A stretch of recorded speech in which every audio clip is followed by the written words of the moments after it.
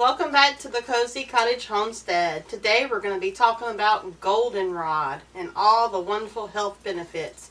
We're going to be making a tincture and we're going to be making a tea. At the end of summer, right before it gets cold, is the best time to go out and pick your goldenrod flowers. Although the whole entire plant, root and all, is very medicinal and all of it has healing properties, but for making teas and salves, I like to use the leaves. There are lots of different methods, lots of different ways. Some methods use just the flower, some use just the leaves, some use just the roots. It's one of those things you'll just have to experiment with and see which one you like the best.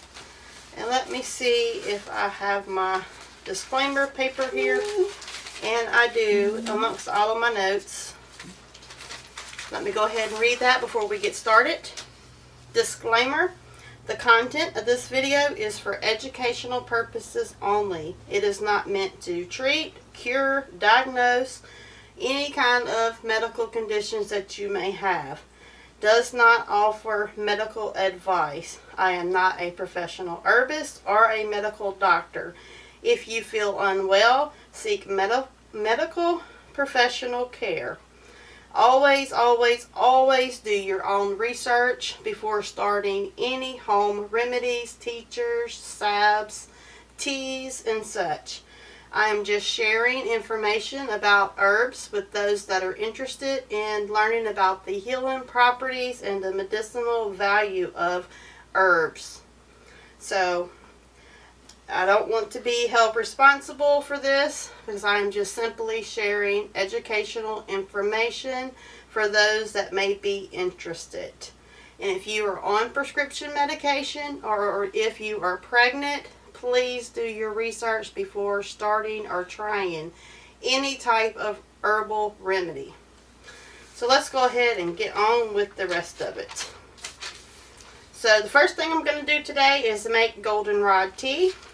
I'm going to go ahead and get that started because my water is boiling hot right now. In my little tea diffuser, excuse me, get tongue-tied, I have some dried mint, some stevia, and a little bit of basil. And I'm just going to put you're supposed to put about 1 tablespoon, 2 teaspoons of 1 tablespoon, depending on how many cups it's going to make. I'm just going to grab some, stuff it in there. This is the dehydrated flowers. I dehydrate it because whenever you use it in a salve or a tincture, it doesn't have any extra moisture in it. So it's best if you're going to make a tincture or a salve to have it dehydrated first. Although goldenrod is pretty dry on its own and it can be used fresh in tea, just like it is. But if you dehydrate it, then you'll have some shelf-stable herbs that will last you throughout the winter. So all you do is put whatever tea mixture you want in there, put some boiling hot water over it, and you're just going to let it steep for at least 10 minutes. And I'm going to go ahead and just let that steep while we're going through the video. I probably should have made more than 2 cups, but for the video purpose, I just went ahead and made a small amount just so y'all can see what it looks like when it's finished.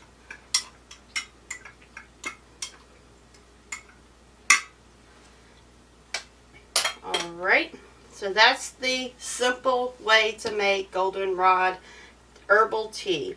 Goldenrod herbal tea. It reduces inflammation, fights infection, great for cold, influenza, viruses, stuff like that. It relieves muscle pains and spasms, helps lower your blood pressure, and it boosts your immune system. So you can just drink this mixed with other herbs as a preventative to just help you out, to keep your immune system strong.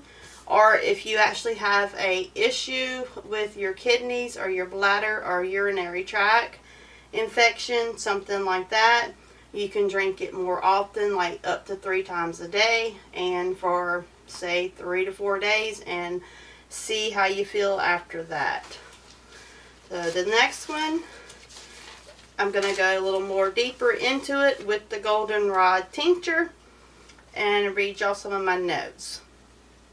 Native Americans apply goldenrod to the skin to help heal wounds, rashes, infections, insect bites, minor little sores that may have been caused by insects. The properties in this plant fights infections and bacteria. It is an astringent, which means it will help draw wounds closed. If you have a minor wound and you're out in the wilderness, if you grab some of that and chew it up in your mouth and then put it on the wound and then wrap it, it will help it to close. It is also good. It's an anti-inflammatory, antibacterial. You also can use it for throat problems such as laryngitis, a sore throat infection, something like that. You can make a tea and gargle with it, or you can just simply chew some of the plant, the flowers or the leaves. They're both edible, and it will help with a sore throat, and it's also been known to help with toothaches. So it's very edible. The leaves, the petals, the flower part, all of that's edible. It is known to break down the mucus in the lungs, ears, nose, throat, clearing out the sinuses. So if you have some sinus infection, ear infection, and you have a lot of fluid and you just have that sound that you just feel like there's water in your ear, you can chew on some of it. And the leaves, specifically the leaves, are a little bit stronger than the plant. This is some dehydrated leaves, good to have on hand. So if you have some kind of issue like that, you can just chew on it and then get the properties from it that way and spit out the leaves, or you can consume the leaves. They will not hurt you, but it will help to clear out your sinuses. It is full of antioxidants, high in vitamin C. Says it's has 7 times more antioxidants than green tea. So it's very good for you, high in vitamin C. Another one of those reasons why we like to drink our herbal tea in the fall is to give our immune system a boost. Says it can also help reduce the risk of chronic illnesses, helps prevent bladder, kidney, urinary infection, urethra infection, and to help with stones. So this one's main reason is if you have any kind of urinary tract infection, kidney infection, bladder infection, along those lines, this tincture is excellent for that. It's also used as a gargle. I said that. It helps with laryngitis. It helps with throat problems if you have problems swallowing due to a sore throat or maybe some type of mouth ulcer. It will help with that. Just gargle with it and spit it out multiple times a day, and it will help you tremendously in that area. The Goldenrod Tincture is just like all the other tinctures. We're going to get started with that. And one of my books did say if you're having a urinary tract infection or such along those lines, because it's mainly known for that in the tincture form, that it also helps with muscle aches and pains and leg cramps. But as the tincture, it will help you with the kidney if you have any infections in that area. One of the doses amount, this is not recommended. This is just something that I'm sharing. That was in one of my books. It says that you can take it up to 3 times a day. Start with a small amount. You can use up to 2 millimeters 3 times a day. I usually don't give dosage amounts because everybody's body is different. As with all things, always do your research. Start slow. And talk to your doctor if you are currently on prescription medication or if you are pregnant or plan to become pregnant. So let's go ahead and make our tincture. Same process as anything else except we're using dried, just the flowers, just the yellow parts. There are a few little leaves mixed in here, but there's not a whole lot. And it is one of those plants that I like to say is kind of feathery. It's just lots of little fiber particles. So some people wear a mask because they scared to breathe in those particles. It usually just stays right there. You probably can see it. I don't know, but it gets very fine. It kind of poofs out whenever you dehydrate it. It looks different than it does right there.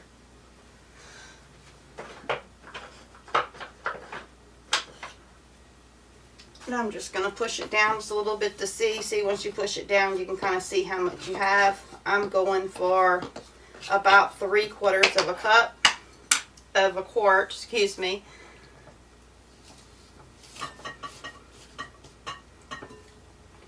And that's probably going to do it.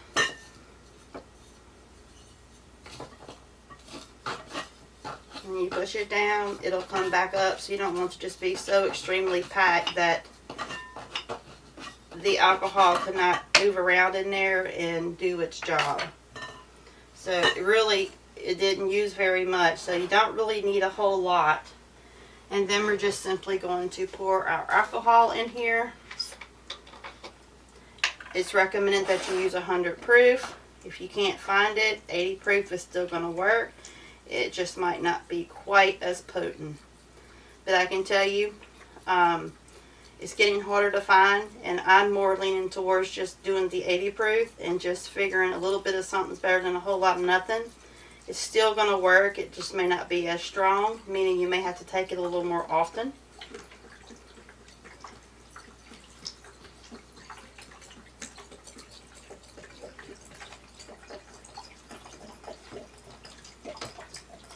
So about 3/4 full. This is one of those plants that's really, really fine.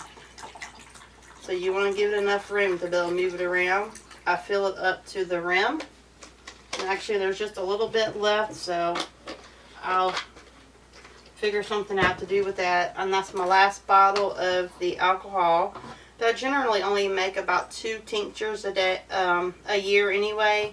And I like to make it in small amounts because it's usually good for a year or 2 using the alcohol. And if it's kept in a cool, dark place, you can extend it a little longer. So I'm just pushing it down with the wood spoon.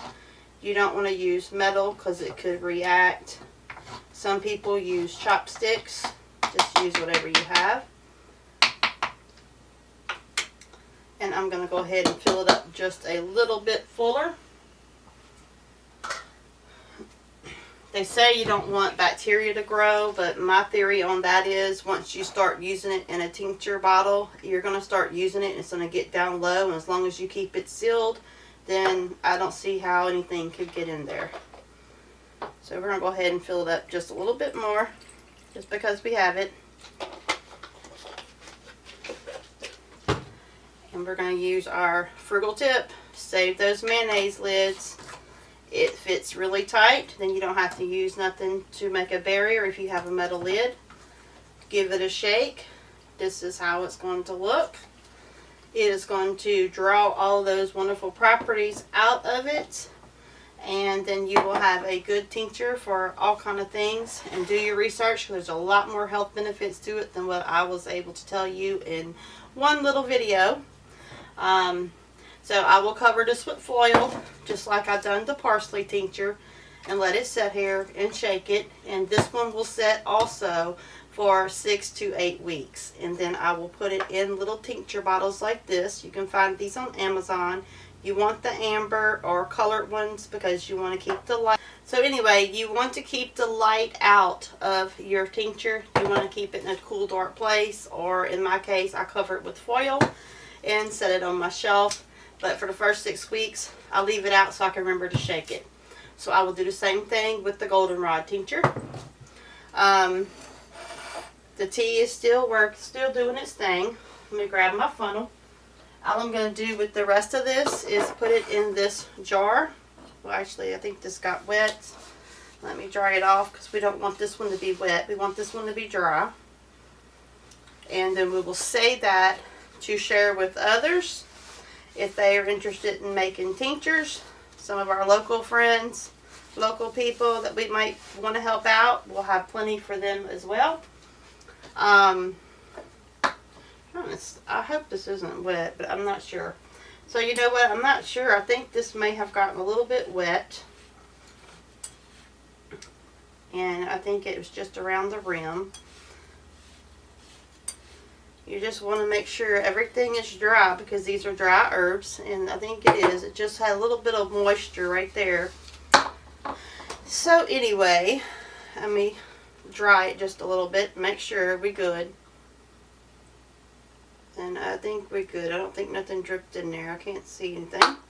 So what I'm going to do is just go ahead and put this in here. And remember, you can dehydrate the leaves. I dehydrate the leaves separate to keep these for herbal teas throughout the year. And if I wanted to make more tincture or needed more tincture, then I'd have it on hand already dried. But this will be added to our herbal teas along with the flowers. I think that's really about it. I'm going to go ahead and get this in here and have it stored. And you'll be surprised, probably most all of it will fit in here. And I'm going to check on my tea here in a second. And it's just taking a minute, so sorry. I want to go ahead and get it finished. So if you stay tuned for next week I'm going to be using these flowers to make a Goldenrod Salve.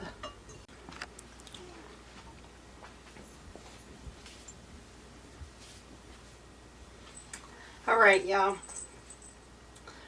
Okay, sorry about that. I guess we had a package delivered and the dogs went crazy. So I wanted to make sure I was clear on the dried herbs that I'm saving for the salve for another day. I'll probably have it out next week. I'm going to try my best.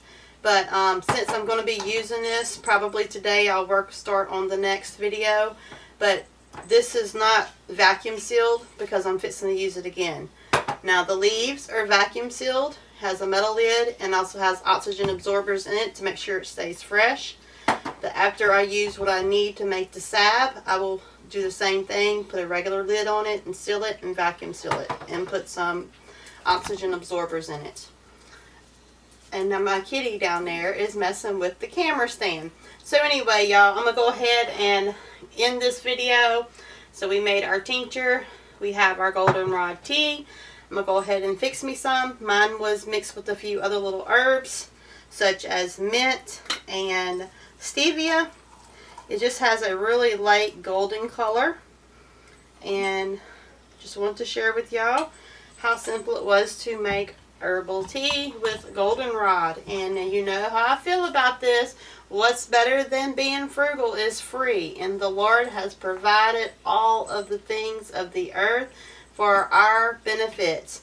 Do your research. It's quite interesting once you start getting into the herbs and stuff like that. And it's just amazing what you can do and what you can make just by foraging and checking into wild herbs and edibles. So thanks for joining me today. If you have any more questions, as always, feel free to email me. I'll try my best to get right back to you, and I'll share with you whatever I know. I'm not an expert by far. I'm just learning too along the way with the rest of you. And the wonderful thing about herbs is when you visit other channels that talk about tinctures and teas and herbs, everyone gathers different information. So sometimes I'll watch other videos on teas and tinctures and stuff because they may share something that I didn't know about it.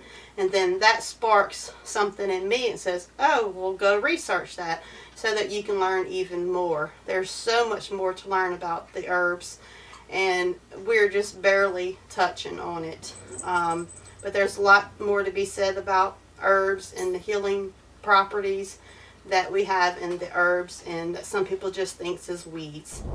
So thanks for joining me today. I guess that will be it. I'm going to do my best to work on a video for the Goldenrod Salve.